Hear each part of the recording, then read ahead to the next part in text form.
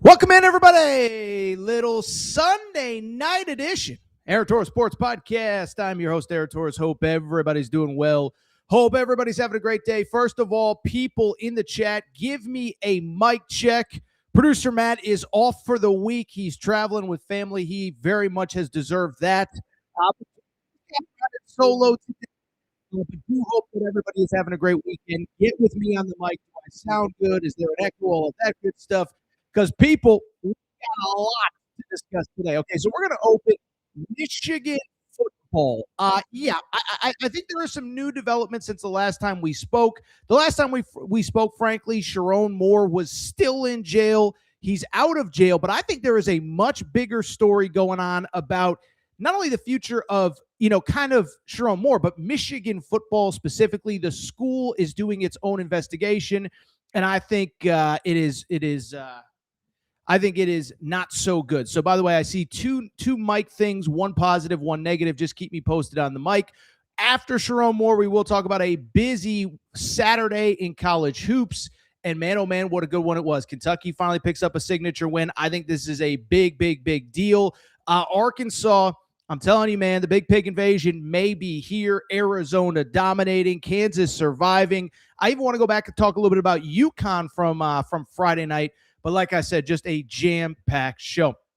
Before we get started, a couple quick reminders. One, make sure that you are subscribed to the Aaron Torres pod. Listen, was traveling this weekend, a little bit hectic, but we are back on a normal schedule. We have surpassed 67,000 subscribers.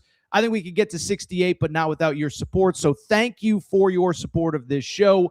Also, make sure that you are subscribed on Apple, Spotify, wherever you get your podcast. Before we also get started, I do want to thank our friends and our hotel and casino partners, Circa Sportsbook and the Circa Hotel. Okay, so I've told you a million times. I've been to Vegas a bunch. The best place on planet Earth to watch football on a big Sunday is Circa Casino in Vegas. Okay, the biggest sportsbook in the world, stadium swim outside. It's unbelievable. But what I have come to realize, I know everybody can't get to Vegas. It's that time of year. There is a new Circa Sportsbook at Mint, Kentucky Downs, in Franklin, Kentucky, at the Mint. You just got to try this out for yourself. Okay, so I actually, like I said, I was back on the East Coast, was in Nashville this weekend, drove down to the Mint. So I can officially say it was 37 minutes in my map from Nashville to the Mint in Franklin, Kentucky, right on the Kentucky-Tennessee border. And this is just a great place. It is literally a replica of the Circa Sportsbook in Vegas. This place is going to be popping. And if you need a place to watch all the NFL going on, all the college football bowl games, you want to get out of the house for a day, check out the new Circa Sportsbook, Mint Kentucky Downs in Franklin, Kentucky. You will not be disappointed. By the way, as we get closer to March Madness, I will be doing some shows from the Mint. And boy, oh boy, do we appreciate your support. Cannot wait to see some of you down there as well. With that said, it is a busy weekend, really, in the world of sports. There is no more time to waste, so let's get to the topic of the day. Topic of the day, listen, it is what is going on at the University of Michigan, okay? And so a couple things. Producer Matt is out, as I said. There will be a few less graphics and visuals for the YouTube audience. We're going to get through it, but I'll tell you this. Producer Matt, his final day was on Wednesday. When he left, Sherrone Moore was the very active head coach of Michigan football. And let's just say a lot has changed for the Michigan Wolverines since then, okay? So we did a show Thursday morning. We don't need to relitigate everything that happened on Thursday, but where we last left things off, there were two things that we talked about. One, Sherrone Moore was fired and in jail at that moment. And as I said, it was clear that he did something that was warranting of a firing. I do not feel bad for him. I do feel bad for his wife and children. Then we also talked a little bit about coaching candidates and who was realistic and who wasn't. Well, I bring it up because a lot has changed since then. I want to discuss it all, and let me say this. We will spend half a second giving you updates on the Sherrone Moore part of this. But I also got to be real. I think the actual much more interesting part of this is what happens next at Michigan, where I believe they have a much bigger crisis on their hands than many people realize. And we'll see, maybe they hire the next coach in the next hour before we're off air. I think they might have trouble landing a real candidate because of some of the stuff going on behind the scenes. Okay, so first of all, Where we left off, as I said, Thursday morning, Sherrone Moore was in jail. By now, we know that he was arraigned on Friday.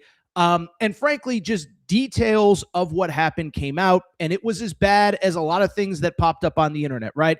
If you go back to Thursday morning show, I said, I'm not dealing in hypotheticals, and there's an internet rumor and a message board rumor. I said, listen, there are lives here. There are children involved. I'm not talking about it, but it is now public record. And so we know what Sherrone Moore is accused of doing and what he was, what he was arraigned on over the weekend. So on Friday, he was in court, hit with 3 charges: felony third-degree home invasion, misdemeanor stalking in a relationship, and misdemeanor breaking and entering. Sherrone Moore released on bond of $25,000 on Friday. Okay, so first of all, the fact that we had a now former Big Ten head coach, like one of the most prominent programs in the country, in jail for multiple nights is just bananas, right? Like that goes without saying.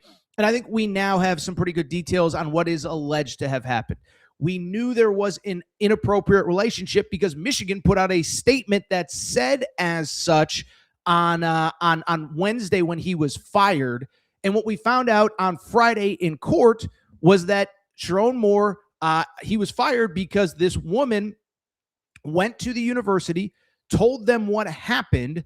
Then when he was fired, he showed up at her house. He grabbed a knife. He threatened to, if there's kids in the car and you don't want them hearing this part, let's just give you a 5, 4, 3, 2, 1. We're going to talk about what Sherrone Moore did.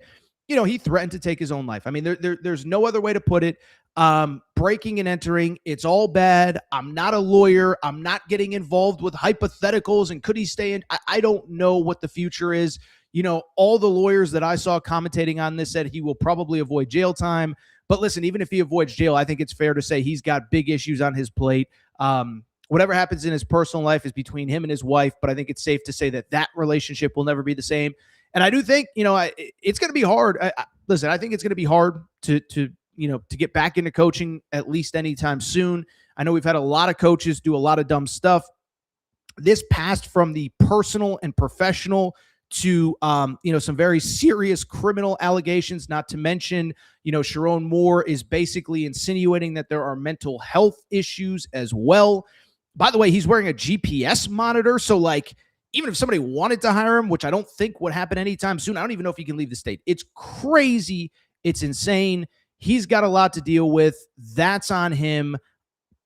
That part of the conversation, to me, I actually think it's really sad. I think the Sherrone Moore part of it, though, is kind of over.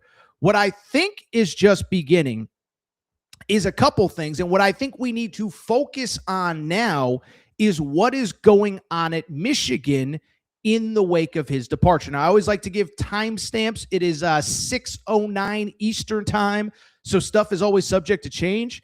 But there were a few crazy updates on this, not even necessarily involving Sherrone Moore, and I do think they are worth discussing. And I do think even beyond that, I think it could impact the coaching search. Now, again, it's 6:09 Eastern time, and maybe they announce a guy by the end of the show, whatever. What I am just telling you is I think there's some stuff going on that could make it very tough for them to land the candidates that they want. In terms of what has happened since, well, first of all, I think one of the more interesting things is this alleged relationship was actually reported to the school. So in mid-October, there is apparently an anonymous woman. Obviously, her identity is being protected for obvious reasons. She apparently reported this to the University of Michigan during the time that this alleged relationship was going on. Okay. We know that the woman, ended the relationship, and that was how the news got out. But I think it's interesting that someone at Michigan was made aware of this. Now, I think what's important to note is they did an investigation. At the time, we believe as of now, Sherrone Moore and this young woman were still dating or seeing each other or whatever you want to call it. And so I just bring it up because to me, that is an interesting piece of it as well. Now, they did the investigation. Neither of them cooperated. Neither of them said anything was going on. So it was over. But this is the interesting part, and this is the part that I want to focus on right now. Because on late Friday, going into the weekend, we found out that Michigan has, in fact, hired an outside counsel, an outside legal firm to investigate the athletic department. I would be worried about what they're going to find out. And I'd be worried, frankly, with Ward Manuel, the AD, if he has a future at the school. And so to me, this is a huge element of everything going on at Michigan right now, because what we need to remember is this. There's been a lot of stuff going on the last few years. Ward Manuel, the AD, has somehow survived it all, but now you are bringing in an outside counsel and outside investigators to look into the athletic department, okay? And where I think this gets sketchy is, and where I think, by the way, again, always subject to change, I'm going to say it probably 5 more times, but where I think there doesn't appear to be much movement on this coaching opening, I think even at Michigan, I talked to somebody that I trust around the Michigan program on Saturday. Now, maybe in the last 24 hours, it's changed. But as of Saturday, I don't think anybody knew who was making the hire. And so Ward Manuel is kind of operating as if he is going to make the hire. And I think I should backtrack. Ward Manuel is the AD at Michigan. He's operating as if he's going to make the hire, but there are other boosters that are involved that want this guy or that guy. There's Board of Regents. And what I'm told is it's just a complete mess.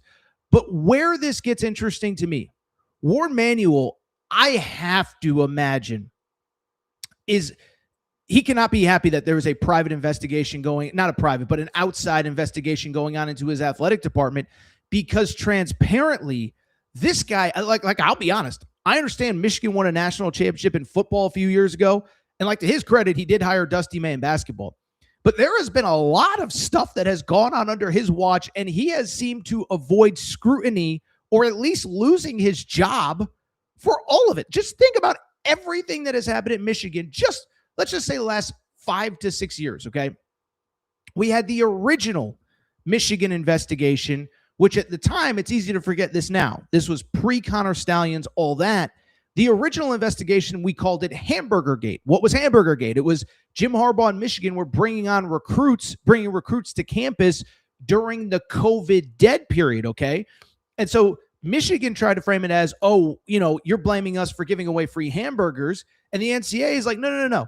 You were bringing kids on campus when you weren't supposed to have kids on campus. So that scandal led to Jim Harbaugh getting suspended for 3 games in the 2023 season, the year of the national championship.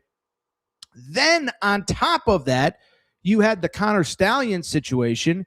Jim Harbaugh suspended 3 games for that. Sherrone Moore suspended 2 games this year. Was it 3 or 2? It was 3, I think. Was it 2 or 3? I can't remember. All these scandals are running together. I know he coached the Michigan game. I know he did not coach the Nebraska game. And frankly, they probably look better in the Nebraska game than at any point during the season. But I just bring it up because you had the Hamburger Gate NCAA investigation. Then on top of it, you also had the next investigation, which of course was the one having to do with Connor Stallions. I think it's also worth noting, Ward Manuel did hire Juwan Howard, who punched a guy in a layup line. We remember when that happened. So I just bring it up because there's all of these crazy things that have all happened under this one man's watch. And I'm not saying it's all his fault. I'm not even saying any of it is his fault.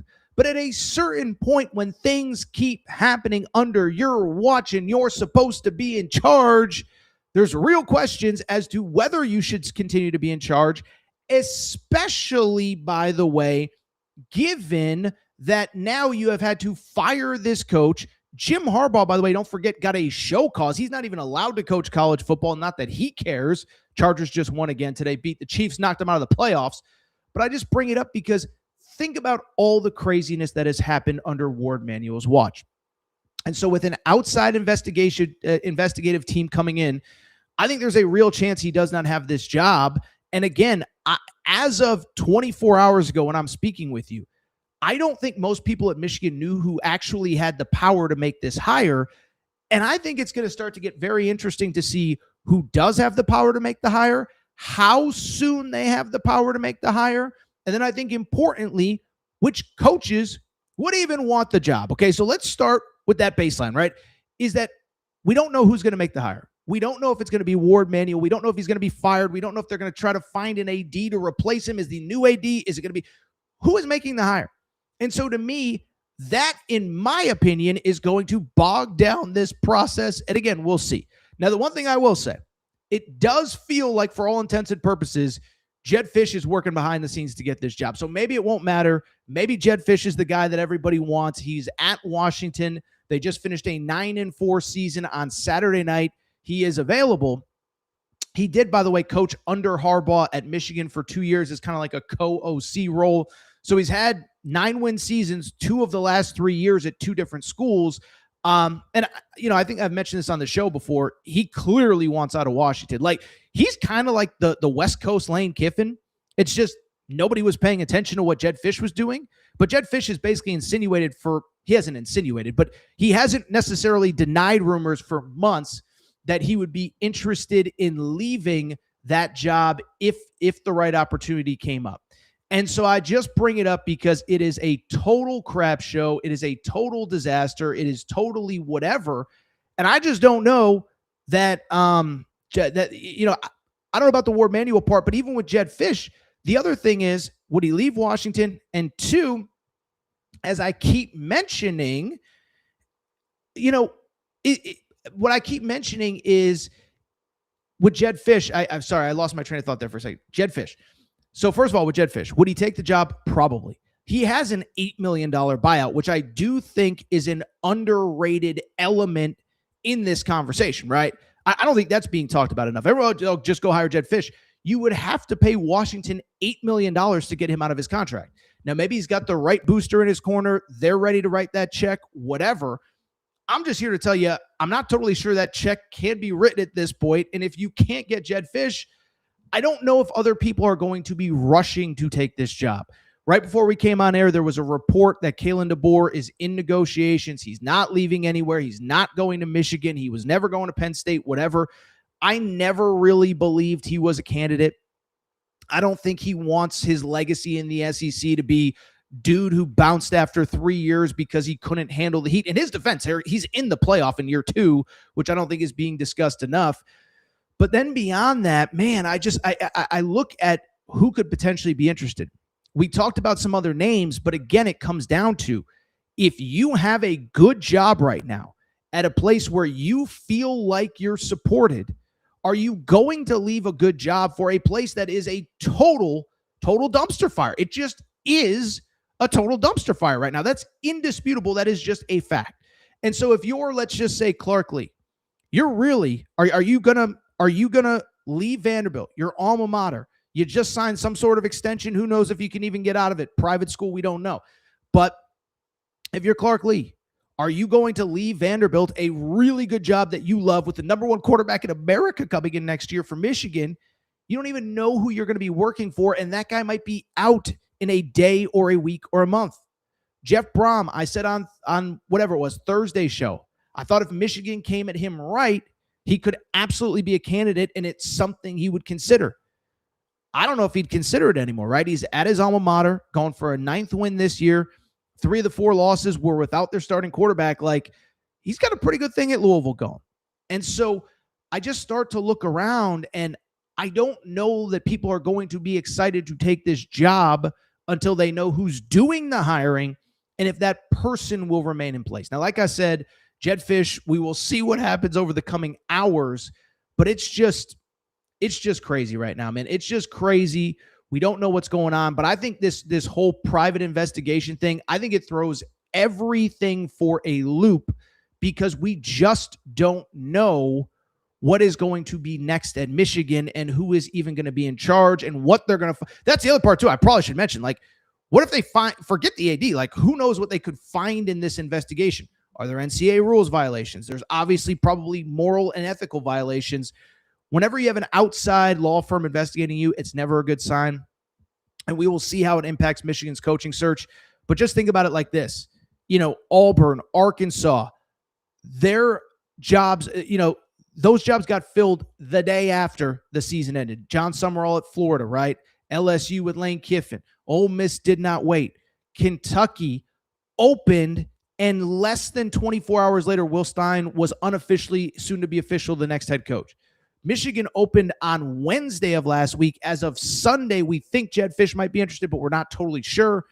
Just bring it up to say it is crazy, and it's only about to get crazier from here. All right, so what we're going to do, we're going to take a quick break. We're going to come back. When we do, I see a lot of people wanting to talk basketball. Somebody does throw in there, Kalen DeBoer isn't leaving Alabama as long as Alabama does well under him. I agree 100%. And so I just bring it up because I think it's going to be very interesting to see who ends up even interested in that job, let alone taking it. All right, as I said, we'll take a quick break. We'll come back. When we do, just an awesome Saturday of college hoops. We're going to come back, talk Kentucky, finally getting off the schneid, talk Arkansas, talk Arizona, everything you missed, everything you need to know. Quick break. Be right back.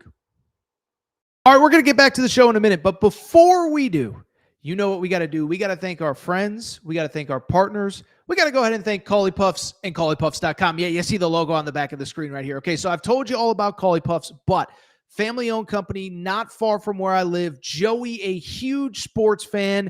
And one day he was sitting on the couch and he said, you know what? I need a snack that is both healthy but delicious, something my kids are going to love, something my family's going to love, something I'm going to love.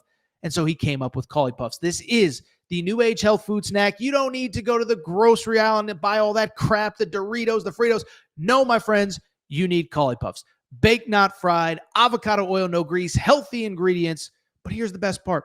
They taste freaking delicious. Actually, there's another best part. In addition to tasting delicious, in addition to being healthy, they are also taking care of listeners of the Aaron Torres pod. Okay, so check this out. All you got to do is go to ColliePuffs.com. That's CAULIPUFFS.com, ColliePuffs.com, and you can get 15% off any purchase with the promo code Torres. That's Torres, Torres. It's that simple. 15% off any purchase. One bag to try them out, 100 bags to cater a party. Doesn't really matter. Promo code Torres. ColliePuffs.com gets you 15% off. Collie Puffs also available on Amazon. You obviously can't get the promo code there, but ColliePuffs.com, ColliePuffs.com, promo code Torres gets you 15% off any purchase. Thank you to our friends at Collie Puffs. All right, everybody. I'm back. Good to be back. Chat is humming.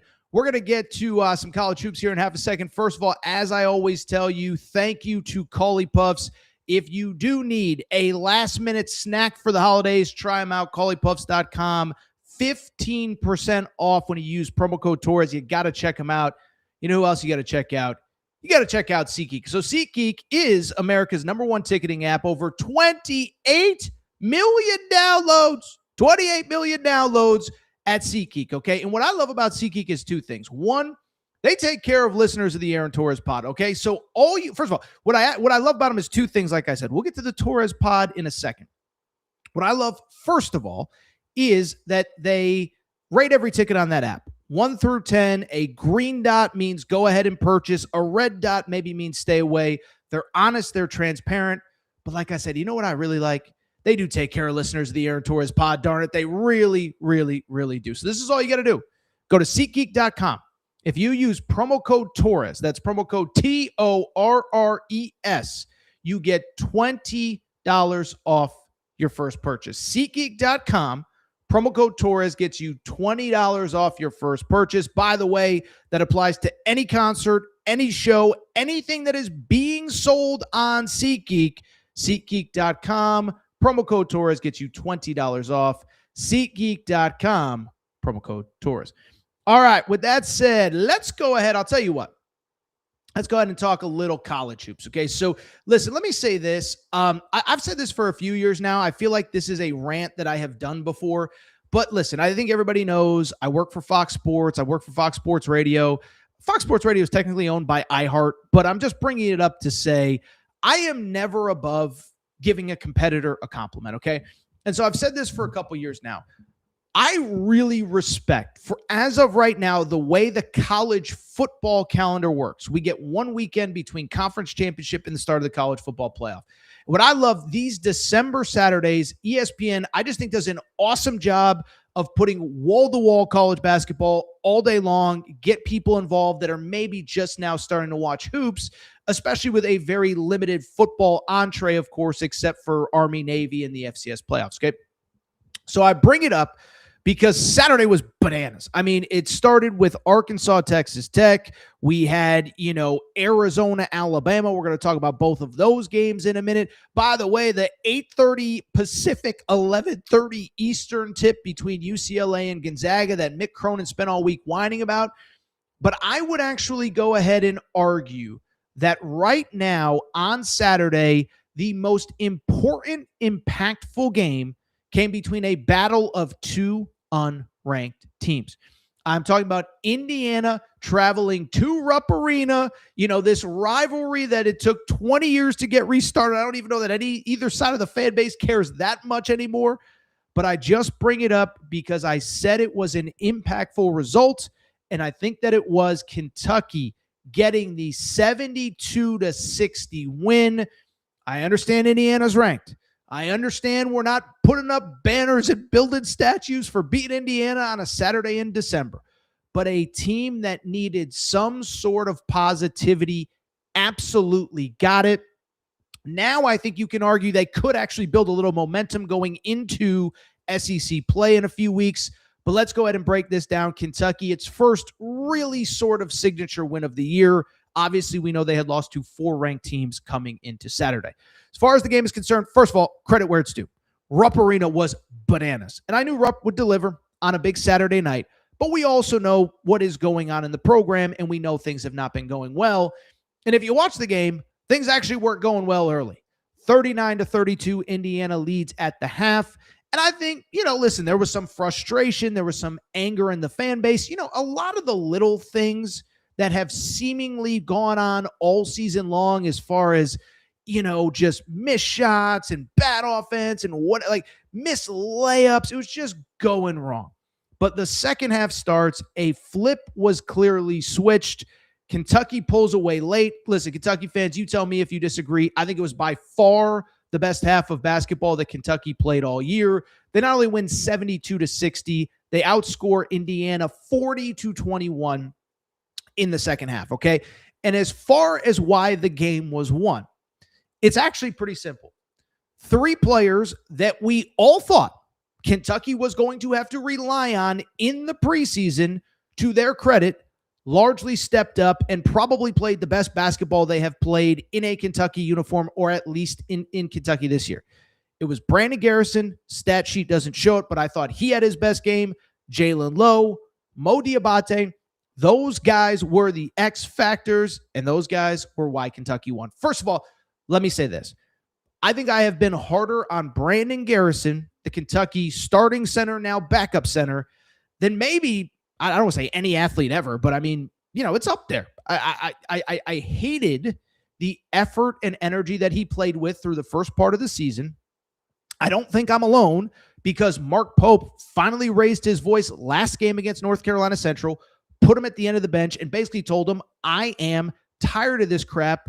Go sit over there. It was like a child. Go sit over there and think about what you did. Well, Brandon Garrison could have responded one of 2 ways. He could have kept sulking. He could have kept going. Whatever was going on behind the scenes could have kept going on, or he could have stepped up, and he did on Saturday. The stat sheet doesn't show it, but I thought he brought huge energy when that team needed it, especially early to middle of the second half, had a monster dunk that basically that was like the official, hammer of we're not losing this game. And I thought Brandon Garrison actually played some of his best basketball. And let me even do a little bit of a side tangent. Okay. So, listen, anyone who has a mic and a platform or whatever, we all have people that we talk to in this business. And I will actually defend Brandon Garrison via somebody I talked to. So I talked to a coach who has faced Brandon Garrison since he got to Kentucky. Okay. And what he told me, because I was like, he's the problem. And, I was kind of saying what I say on this show. Don't think I said anything appropriate. Don't think I said anything that I haven't said on this show before. But I said, there's something not right. And he said, well, Aaron, 2 things. He said, 1, last year, Brandon Garrison could just play behind Amari Williams and just come in, give you 8, 10, 12 minutes of energy, and that's that. Maybe that's just the role that he's supposed to be in. And I was like, wow, had hadn't really thought of that before, so we just think that if a guy is a backup one year and the guy in front of him leaves, he's supposed to be a starter and be graded the next year. It doesn't always work out. I also thought what was interesting that he told me specifically about Brandon Garrison was this. He said, Aaron, the other variable with Brandon Garrison, he's a very emotional player. He said, I've coached against him. I know a little bit about, I don't know how much he knows about the background, whatever, but he said he's an emotional player and he runs hot, and it can actually be a great thing when he's playing well. It can also be a draining thing when he's not playing well. And he said there's just the possibility that that kid is as frustrated as everybody else, but just doesn't know how to channel it. It's not that he's actively trying to be negative, but he's just a very emotional player. And so it gave me a different perspective. And I will say, I'm not saying I'm giving Brandon Garrison a pass for getting benched last game, but I thought the energy was there. And maybe as we talk about Jaden Quaintance coming back, Brandon Garrison will get to his more natural role as a backup 5-man. Maybe that's just what's coming. The other two guys that were X factors, listen, we've been talking for weeks about what would Kentucky look like if they got healthy. And specifically, I think Jalen Lowe probably the biggest X factor in that conversation. And so I bring it up because we've been talking for weeks. What would it look like when Jalen Lowe got healthy and Mo Diabate, who has only played in 6 games so far this year, what would it look like when he got healthy? Well, I don't know if Jalen Lowe's healthy because he's still got that big rap on his shoulder, but 13 points in that game, 5 rebounds, 2 assists, a bunch of really big buckets around the rim late. And then, oh, by the way, Mo Diabate played his best basketball to date, 14 points in that game to go along with, and this is awesome right here, 14 points, 12 rebounds, 5 steals. So if you're doing fantasy basketball or fantasy college hoops, that's a stat line that you can love. And so when I look at this result, I understand. Let's not overreact. I'm the guy that overreacted after the Purdue exhibition. Maybe I need to pump the brakes. But what I also think is fair to say about Kentucky is this, is I think a lot of us sat there. Listen, I think there's been 2 distinct ways people have looked at Kentucky. It has either been they stink, they got no chance, fire everybody, cut everybody, cancel the NIL payments. But I think there have been a lot of people that have fairly said, this really sucks, but let's wait to see what this team looks like until everybody is healthy. And guess what? You're starting to get healthy, and for the first time, you started to look like the team that we all thought you could be in the preseason. Now, the good news is, whole team isn't back yet, right? Jaden Quaintance. Listen, I think he's coming back maybe for a few minutes against St. John's, certainly against Bellarmine before you open SEC play. But man, bring him back, then you're fully healthy. Then at least you have the full complement of guys that you thought you would have. But again, Jalen Lowe, if you get that version of Jalen Lowe, that was the All-ACC guy from a year ago that you were hoping for in the preseason. Mo Diabate, you can find the tweet. The day he committed, I said his energy will be infectious at Rupp Arena. To date, it had absolutely not been. On Saturday night, it absolutely was. And I thought what was interesting, I noticed this at the end. On top of Jalen Lowe playing well, Mo Diabate playing well, Brandon Garrison playing well. You know who was on the bench at the end of the game? This stood out to me. I was looking at the reactions from the bench. 2 guys that were on the bench, Colin Chandler and Denzel Aberdeen. And I found that very interesting. And Malachi Moreno, too, by the way. I found it very interesting because you could argue that those 3 guys have had more put on their plates because of either injury or underperformance than anybody in the program. And on top of that, not only has more been put on their plate, but they're frankly playing roles that they should never have had to play in the first place. I'm just going to go ahead and tell you right now. Let's go ahead and look at this, okay? So right now, as things stand, these are the guys who lead Kentucky in minutes so far this season. Otega Oweh, okay. Denzel Aberdeen, 26 minutes a game. Colin Chandler, 25 minutes per game. Malachi Moreno, 22 minutes per game. If I had told you in August that those 3 guys would be in the top 4 in minutes, you would have said one of 2 things. Either they are all way better than we were expecting, or, oh crap, there must have been some injuries that happened. And unfortunately for Kentucky, It was the opposite. There were certainly some injuries that have happened, okay?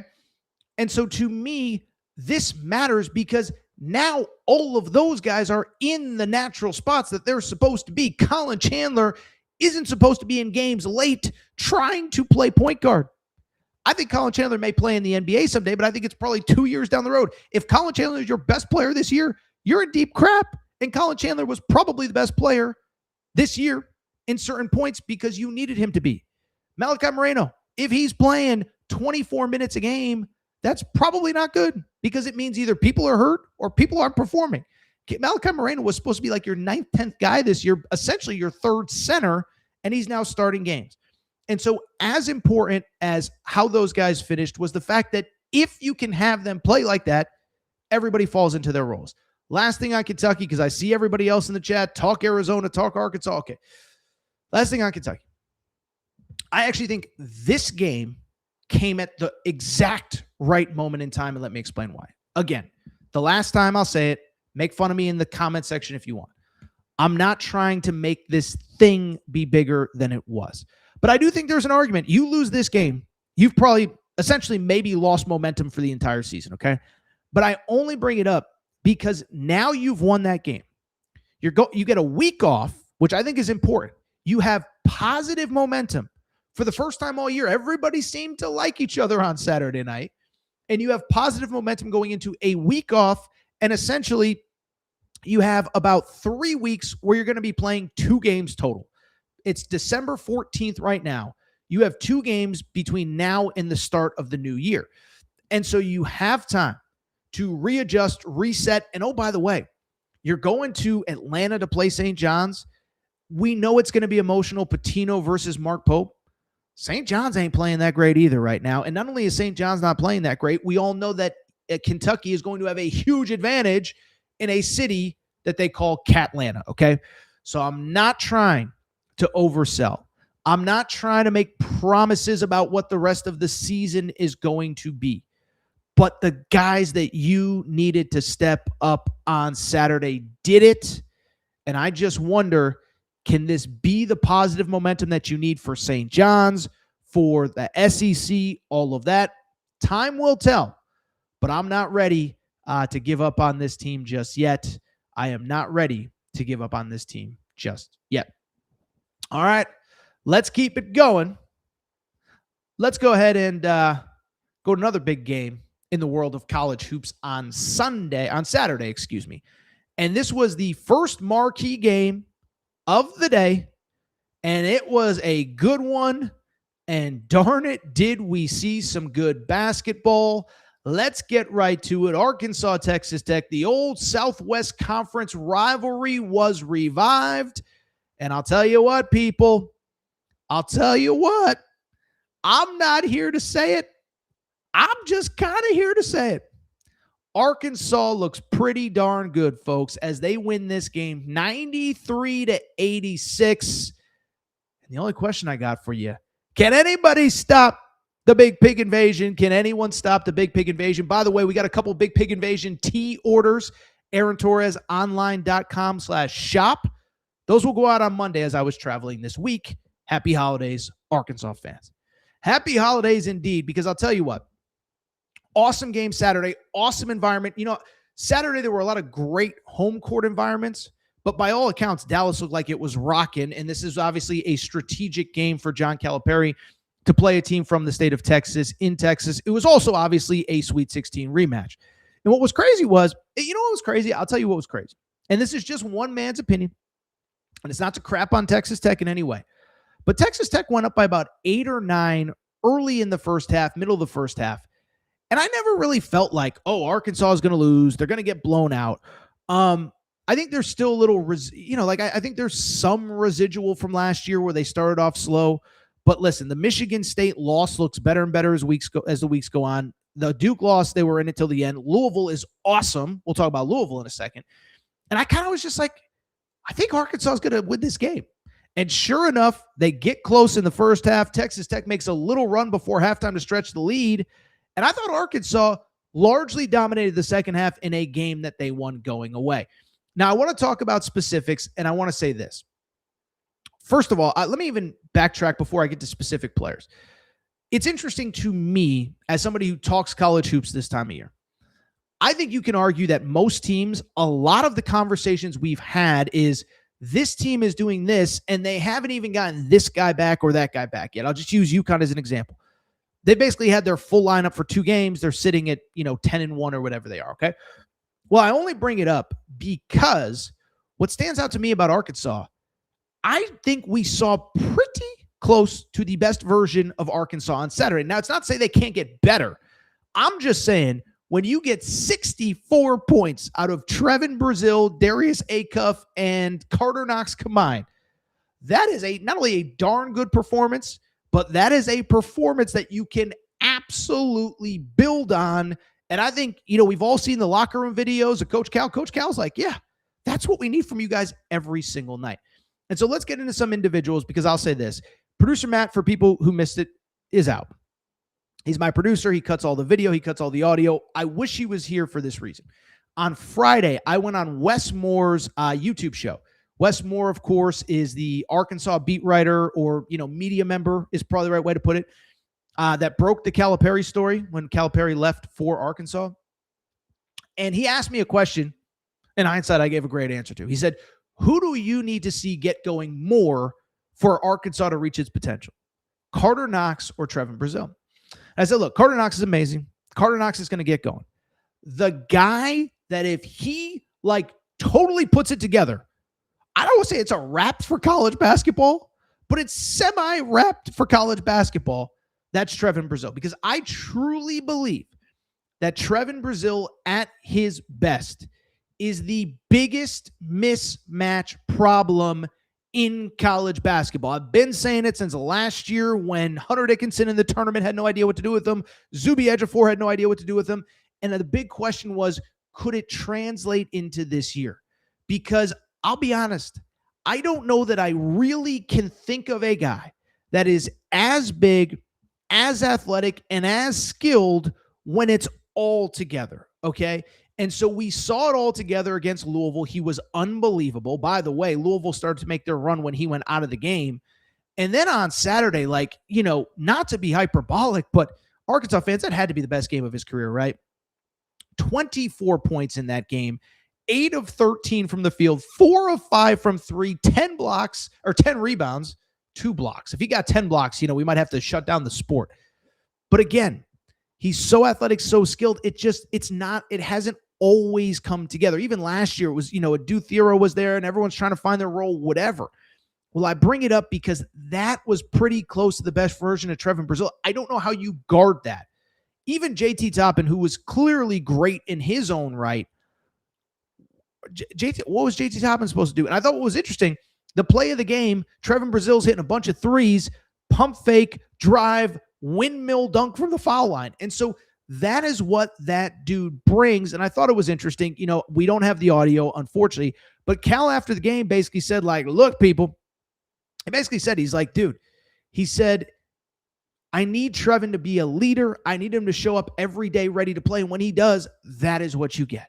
So Trevin Brazile is unbelievable. You know who else is freaking unbelievable? And I got to give credit where it's due.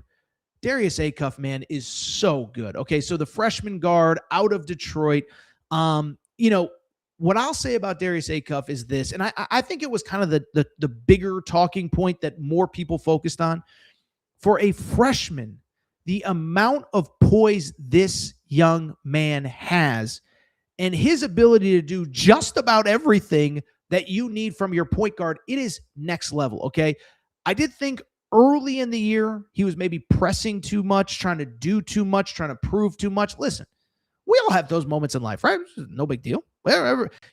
This is essentially a job interview or the job that he is currently at. And I think he was trying to impress the bosses, which in this case is John Calipari and Kenny Payne and Chin Coleman and all those guys. And so when I look at Darius Acuff, I thought early on, was he trying to do too much? I don't know. I did not see him force a single thing on Saturday against Texas Tech. 7 of 14 from the field, 2 of 5 from 3, 8 assists, and only 2 turnovers. And that's maybe the craziest part about this team and Darius Acuff specifically. He has so much put on his plate as a true freshman, and he's averaging close to 6 assists a game and under two turnovers per game. So as a freshman point guard that has now faced 4 really good teams out of 10. And by the way, 4 really good point guards, Caleb Foster, Jeremy Ferris, Christian Anderson, and of course, who am I blanking on? Mikael Brown Jr., who's awesome. Darius Acuff, 3-to-1 assist to turnover ratio, true freshman, averaging just under 18 and 6 per game. Are you kidding me? Unbelievable. Unbelievable. So Darius Acuff is rocking. And finally, listen, the cherry on top of everything, you got Carter Knox going. Now, Carter Knox, I'll be honest, I was never really worried about. If you remember, he kind of really struggled out of the gate last year.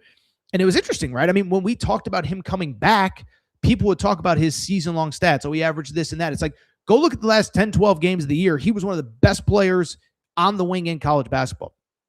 So he had 20 points. The crazy part is Malik Thomas, who has been so excellent all season, only finished with 8. Now, part of it is because everybody else went off.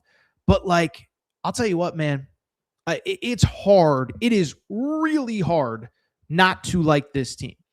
And as I look at this team, I said it on Saturday. I think, 1, that was pretty close to the best version of them. 2, on top of it, let's also say this.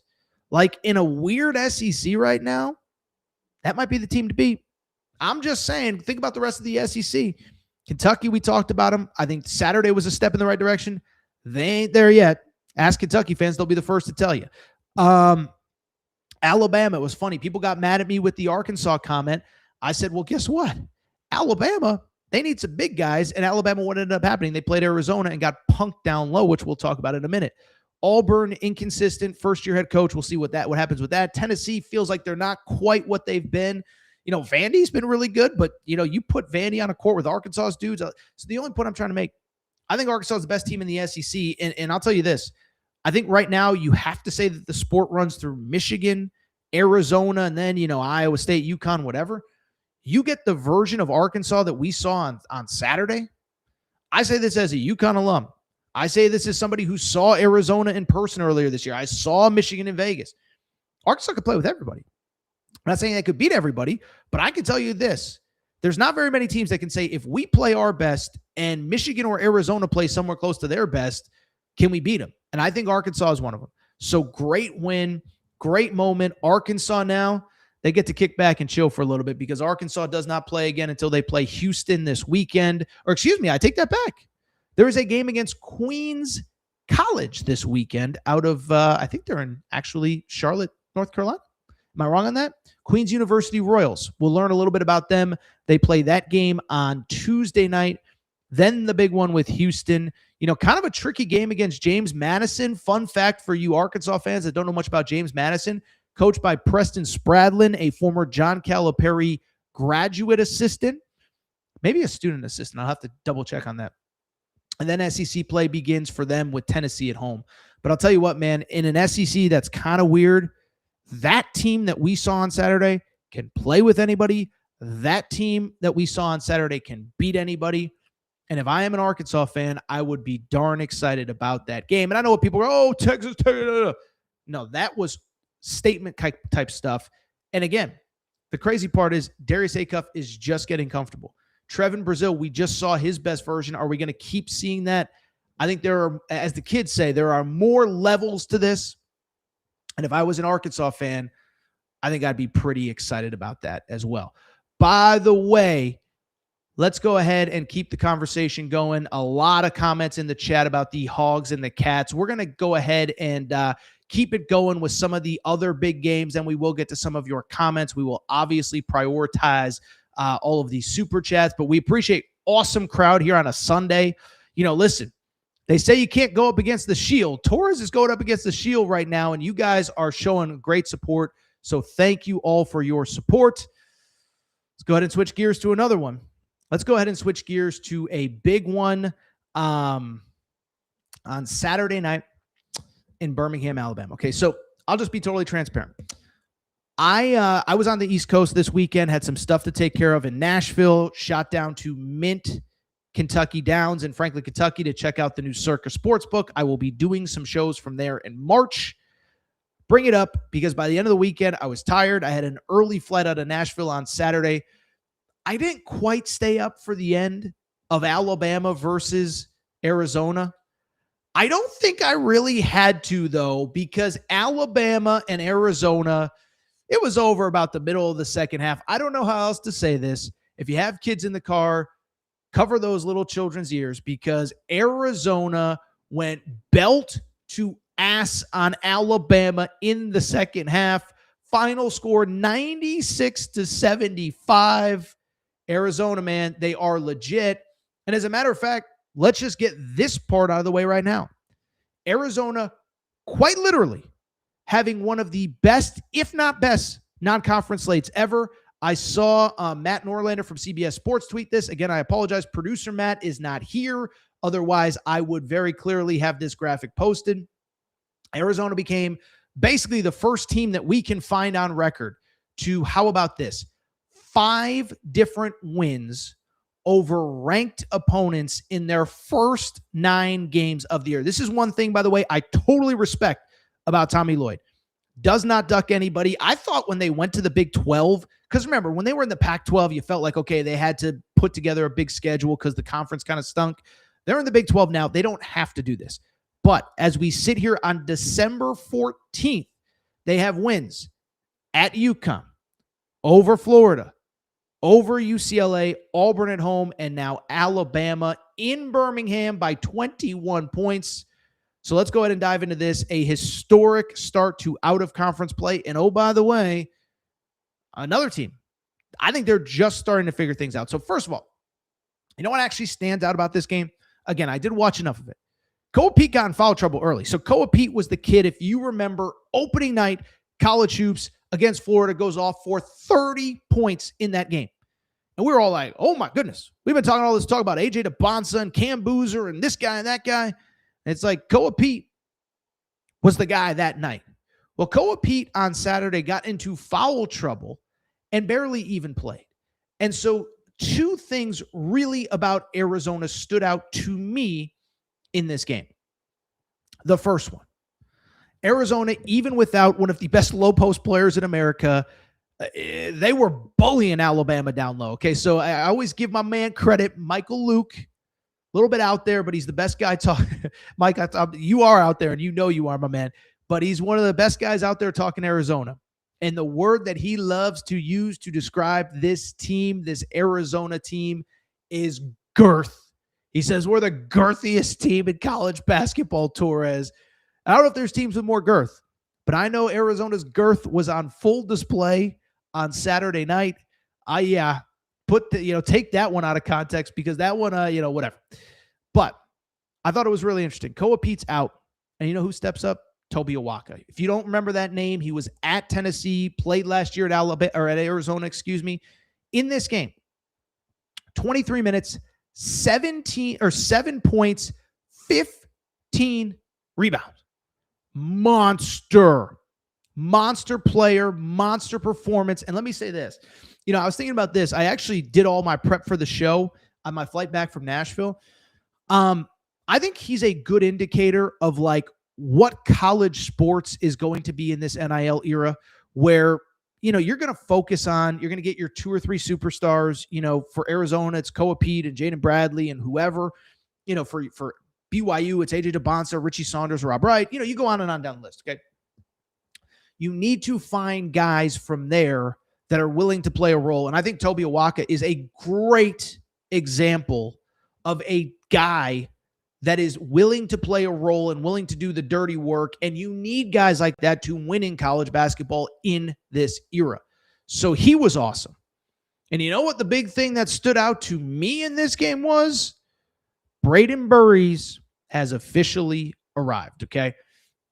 And so let's talk about Braden Burries. I won't go back to Mike Luke, who has an interesting, nickname for his fan group there. But Braden Burries, okay, he says, my boy Mike Luke says, Furries for Burries. I don't even fully know what that means, but let's get off the subject of Mike Luke. Okay, so Braden Burries, for people who forget, McDonald's All-American last year, right? And basically, if you were McDonald's All-American last year, you're going to be an amazing college basketball player. It's just proof is in the pudding. Caleb Wilson, Koa Pete, AJ DeBonsa, Cam Boozer, Mikael Brown Jr., Darius Acuff, Malik Thompson, they're all amazing. But Braden Burries was one of the guys that had struggled early in this season. You go back to various points in the year. The Florida game, you beat the defending champ on opening night and essentially got nothing out of Braden Burries. Finished that game 1 of 6 from the field with 2 points overall. 3 points technically.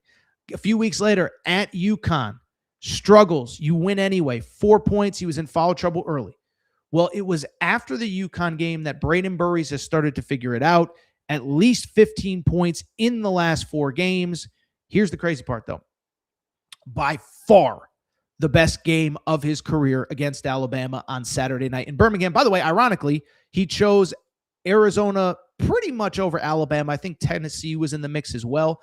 But I just bring it up to say this kid is so important, and this kid figuring it out is so important for an Arizona team that's already really, really good, okay? Because you look at Arizona, and the one thing I would say, it's not really like a criticism, like that's not the right word to describe it, but if I had one concern about Arizona early, it was that Jaden Bradley and Koa Pete cannot be amazing every night. Statistically, they're not going to be great 40 nights a year for you to win a national championship.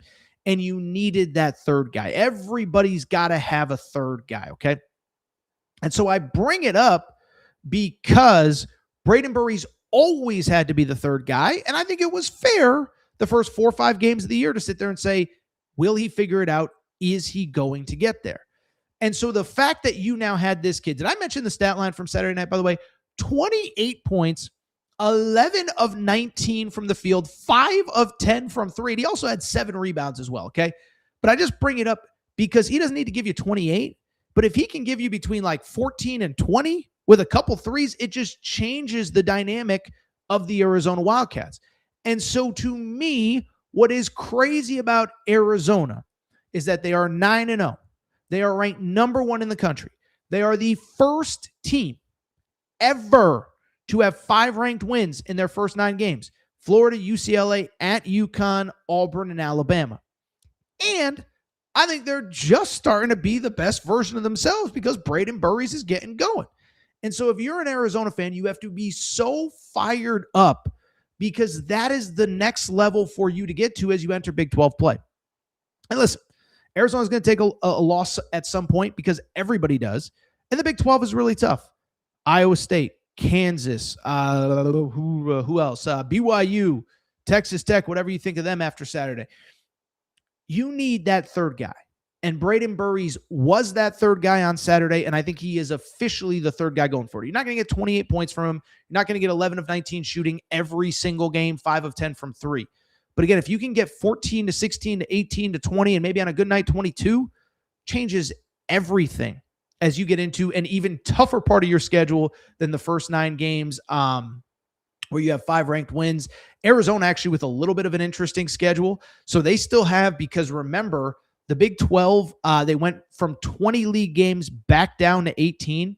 Arizona still actually has 4 more out-of-conference games before they get to league play. Like, as an example, UConn, who we're going to talk about in a minute, has 0 league games or out-of-conference games left. They're going into Big East play. And so I just bring it up because Arizona still has 4 out-of-conference games left. San Diego State next weekend is the big one. But I'll just tell you, man, they just look so good right now, and I think they are just now starting to play their best basketball. Let's keep it going. I do see someone asking if I've thought about proposing to Calipari. I have not. By the way, this is a great question, great comment from Rick. Rick said, Ivan also played a heck of a game. He's a gift from nowhere. So I should give Ivan Karchenkov a lot of credit. We've talked about him before. He was really impressive in the Arizona-Florida game that I was at. Also a very key part of the Arizona win at UConn.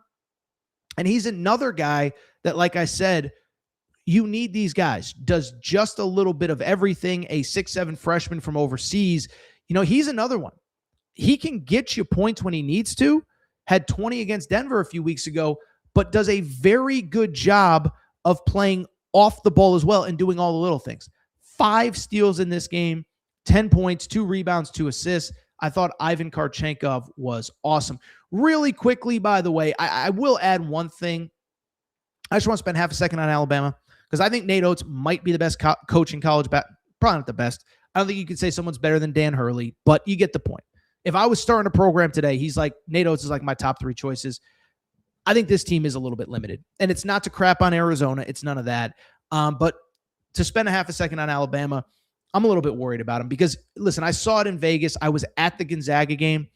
And in the Gonzaga game, it just felt like Gonzaga with Braden Huff and Graham Ike just kind of bullied them down low. And they didn't really have an answer. And they didn't really have an answer when they played Purdue, although I know Braden Smith kind of went off in that game. So did Trey Kaufman-Renn. And then this game, I think, just proved they just don't have the guys. Aiden Sherrell came back. He's pretty good. They got a few nice games out of the Bristow kid who actually played very well against Gonzaga. I think Noah Williamson was kind of a whiff. I mean, I hate to say it. It's the truth. I didn't really love him out of Bucknell. I think it was one of those, they took him early because they could get the commitment, but I don't know if he's really the guy. I worry a little bit about Alabama. I think there's a ceiling to what this team can do. Now, LeBaron Filan's so good that maybe it doesn't really even matter that much. But yeah, I think there's a little bit of a ceiling to what Alabama can do. By the way, to be clear, it's not all Nate Oates' fault. It's well known that among like the upper tier teams, let's just say he wasn't competing with the same NIL dollars that some of the other teams at the top of college basketball were. I do think there are some limitations to Alabama. Let's go ahead and wrap the show. We're at an hour. I'm completely solo. So let's just go ahead and finish things up with this show. And let's talk a little bit about a couple other games. I want to go back to Friday for half a second because there was a game of note in, arguably America's most beautiful city. That is Hartford, Connecticut. I'm being a little sarcastic, even for people from Hartford to be like, Torres, shut up. That is not accurate at all. But XL Center, final game of UConn's out-of-conference slate. They play Sean Miller's Texas Longhorns. Remember, Texas, of course, Sean Miller was in the Big East as of last year. Knows UConn, knows that program. And I'll say this, Texas played UConn hard, but UConn gets the victory. 71-63 is the final score. I don't want to spend a ton of time on this game, but a couple interesting developments. One, first of all, second SEC win this week for UConn, which of course beat Florida at the Jimmy V Classic, okay? Why is that noteworthy? Dan Hurley, 2 things. One, after UConn won this game, told Matt Norlander, Matt Norlander from CBS, hey, guess what? We played, I think it was 6 teams out of conference this year that were power conference teams. So let's see if I can do this off the top of my head. 6 teams off the top of my head out of conference. They were Texas, Florida, Illinois, BYU, Arizona, and who is the last one that I'm missing? There's one other one that I'm missing off the top of my head. But they played 6 marquee out-of-conference games. Kansas, how could I forget a win at Fog Allen Fieldhouse? But they played 6 games at Kansas. And why it's noteworthy is this, is that basically Dan Hurley said that his expectation is to play at minimum 6, but hopefully closer to 8 out-of-conference games against power conference competition next year going forward. And I think part of it is the Big East is kind of down right now, but the exact quote that he gave Matt Norlander was, every time I wake up and I play a bye game, it makes me want to puke. So for those of you who have enjoyed this new world of college basketball where we get more of these marquee out-of-conference games, it sounds like Dan Hurley wants to do his part. Now, he's also pushing for the Big East to reduce. They play 20 league games right now. I think he'd like it in the 16 to 18 game range. I don't know if that's going to happen because the whole sell of having an 11-team league, which the Big East is that it's a true round robin. You play everybody twice. So that I don't know. But Dan Hurley says, I'm in to play as many big games as I possibly can in the out-of-conference. Thought it was funny. Also, UConn's official Twitter account tweeted out, it just means more. Dan Hurley is now 11-1 against SEC teams since getting to UConn. I thought that was funny. But really, what stood out to me about this game is this. And I think we've talked about this before. UConn is currently 10-1. They're just starting to get healthy. Terrace Reed, their star center, is back from injury. Most minutes he's played. Braylon Mullins, their star freshman, is back from injury as well. But why it's noteworthy to me, let me explain why, is because they have essentially gotten to 10-1 with wins over Texas, at Kansas, BYU, and also Florida, with their starting point guard, Silas Demery, essentially playing one great game this season. Okay, so this is the guy, and we've talked about it time and time again. UConn's at its best. They need a big guard that can make plays off the dribble and, kind of just react to what's going on the court, okay? UConn's back-to-back national title teams had a player named Tristan Newton. I bring this up because Silas Demery was supposed to be that guy, and transparently, he's been kind of struggling. Has had, I would argue, one great game this season, although maybe that's unfair. I would say he had two great games. He had the BYU game. He was unbelievable. And then he had a triple-double against Bryant. But he hasn't totally figured it out yet. And I think there's two different things going on with the UConn fan base. Some people are saying, like, what if he never figures it out? I'm more of the camp of UConn is 10-1 and he hasn't figured it out yet. And so I think it's a totally positive thing for UConn. They get the win. They open Big East play this week, and they are now done with the out-of-conference. I'll just tell you, maybe it's my UConn bias kicking in. I don't know. But listen, 10-1, beat BYU, beat Texas, beat all these teams, only lost to Arizona, was down 2 starters, not making excuses, Arizona fans. As this team gets healthy, I think they're going to be scary. Couple more results. Just going to spend a minute because I'm about ready to get out of here. We've done a lot tonight, but NC State playing, hosting Kansas, of course, in Raleigh. By the way, fun fact, I actually broke the story that this game was going to be played. We had Will Wade on the pod. He said, "Hey, Torres, you come down for the Kansas game in December?" I'm like, I didn't know there was a Kansas game in December. Anyway, it ends up happening. Kansas gets the 77-76 win. I think from my perspective on this game, a couple things stand out. One, great game, incredible atmosphere. I mean, I know people that have gone to NC State games for decades. That was one of the best atmospheres I've ever been a part of, okay? So I only bring it up because NC State can't hold on. Kansas gets the win. I think there's some real positive, real not so positive in this game. The first thing is Melvin Council was unbelievable. If you didn't watch this game, Kansas has a transfer from St. Bonaventure named Melvin Council, okay? And he was one, I'll be honest, when I watched him in the portal, I was like, I think that kid's got a little wiggle to him. He had 36 points in this game. And I don't think it's hyperbole to say one of the best performances we've seen all year, 13 of 27 from the field. Where I'd be a little concerned if I was Kansas is the fact that Darren Peterson can't stay healthy. And listen, we're now a third of the way through the season. There's 31 regular season games. Kansas is sitting here at 8-3. And I think you can be positive and say they're 8-3, and Darren Peterson has basically played 4 games so far? And even in these games that he's played, he hasn't really been healthy. Left the North Carolina game with cramps. On Saturday, left again with hamstring tightness. And so remember, the big knock, if you want to call it that, on Darren Peterson was just Kansas fans thought, fairly or not, is he healthy enough to be playing right now? And is he sitting out to make sure that he's 100% healthy? Well, if you're sitting out to be 100% healthy and then you come back and you immediately exit a game with hamstring tightness, I just think it's fair to say this is something that is going to linger. And part of the reason you haven't been playing is because you didn't want it to linger. You wanted it to get healthy. So I would be a little bit worried if I was a Kansas fan with that one. And we'll just see what happens with Kansas going forward. To their credit, they have done a really good job in the out-of-conference. Really nice win here. Nice win against Missouri last week. Of course, beat Tennessee and went 3-0 in the Players era. NC State, I'll be real.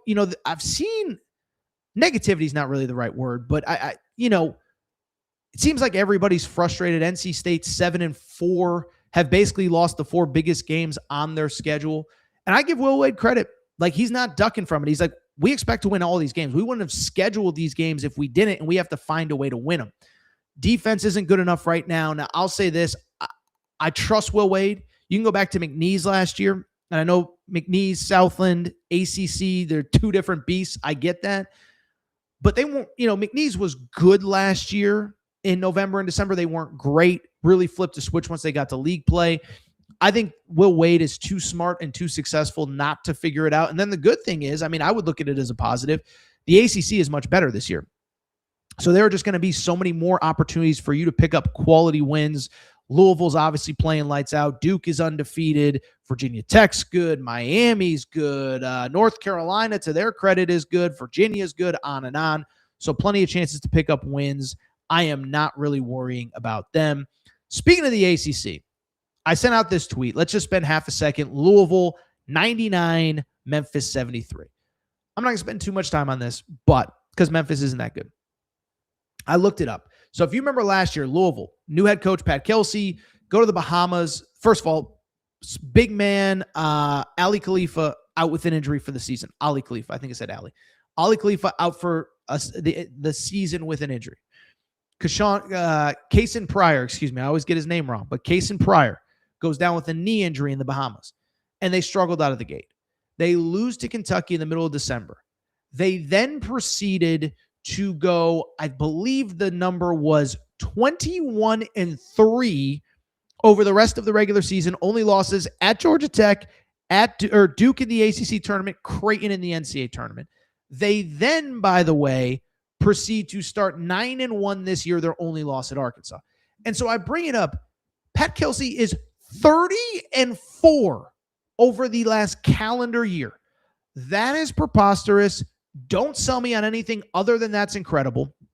Remember, he was coming off of the Kenny Payne 12-52 era, I believe was the number on Kenny Payne. I just don't think people realize how good this guy's been. I know, the ACC was down last year. I'm here to tell you it's awesome, and he was awesome. I go ahead and give Louisville credit for the win. It was awesome. All right, I think that's it. Michigan destroyed Maryland. Surprise, surprise. Michigan's amazing. Nebraska undefeated as well. Really quickly, let me just browse the chat, see if there's any questions. Cam says, Council Jr. is NBA ready. I think there is something to that. I think Melvin Council might be an NBA caliber player. I think he's completely unrelated. Let's see here. Listening to the Kentucky segment, I don't know, Torres. They got a needed win, but they didn't look anything like what the hype was to me. Yeah, I mean, they didn't look it over 40 minutes, but they outscored Indiana 40-20 in the final stretch of the game. So we'll see what happens. Ron says BTFD. That means bear the F down for Arizona fans. Man, oh, man, oh, man. All right.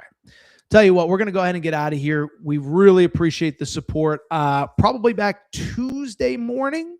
Probably Tuesday morning. And obviously, we're going to ramp back up football, right? We got college football playoff games this weekend. So we're going to roll. Thank you for your support. It is time for me to go. Shout out to Torrent Craig. Shout out to Rachel, who hates my voice. Shout out to JJ Reddick, you F-head. By the way, make sure that you are, of course, following on social media, but then also SeatGeek.com. Promo code Torres gets you $20 off your first purchase. SeatGeek.com. Promo code Torres gets you $20 off your first purchase. And also thank you to Collie Puffs. Promo code Torres gets you 15% off of there as well. All right, time for me to go. Thank you for your support. We'll be back later this week. Shout out to Torrent Craig, Rachel, who hates my voice, JJ Reddick, you F-head. Unblock me, bro.